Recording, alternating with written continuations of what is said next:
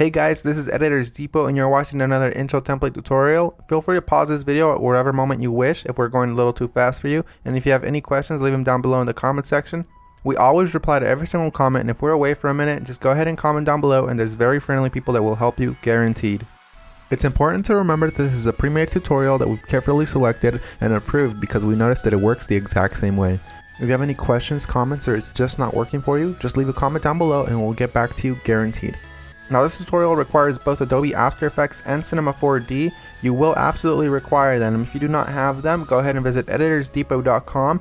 We can do any template customization at very affordable prices. Just feel free to select the template you wish and check out with it and detail everything you want on the template.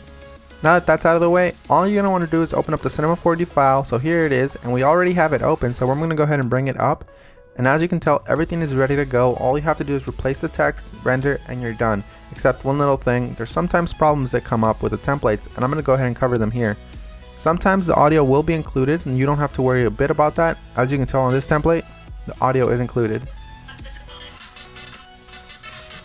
It's not a problem at all. And sometimes the font is not included. If it's not, all you want to do is of course look for the text layers. They will look a little like this. Select it and then hit font and select any font you wish. You can visit DesignerDepot.net for any font you wish. The first thing you want to do is of course modify one of the text layers. So here it says your. I'm going to go ahead and hover the text after I select it and replace it with editors. I'm going to do the same thing for the second layer behind that one. I'm going to hover the text and write editors. Now that that's done, I'm going to go ahead and render preview. And as you can see, it says editors, everything is 100% fine. You do the exact same thing for the bottom layers. I selected both at the same time. I'm going to replace it with Depot. Once I go ahead and render preview, it looks amazing and I'm happy with it. I'm 100% happy with the colors because it's red and Editor's Depot is red. But if you're not happy with the colors, you can simply come down below, double click it, and make any modifications you wish. Whether it's make it green, make it blue, or blend it all together and make a little purple. I'm going to go ahead and keep it this way, and I'm going to go ahead and go to my render settings now. Once you're in the render settings, you're going to want to make sure that your width and height is set to 1920 x 1080 if you have a very good computer or decent computer and you have time. If you have a slow computer and you probably don't have that much time, you make sure you set it 1280 by 720. You want to make sure you tick all frames, and then you go to save. You make sure it has a PNG sequence for a faster render that does not reduce quality at all. And you want to make sure you select file here. Make sure you make a folder for this one render sequence that's alone and empty. Mine is template render, and I'm going to name my every single sequence render. You close that and you begin the render. While it finishes rendering, I'm going to go ahead and open up my Adobe After Effects file and go ahead and get started with that for you guys. As you can see, that says that there's two files missing, so I'm going to go ahead and find them for my computer. So I'm going to wait for it to load, and as you can see, it says here that the audio is missing.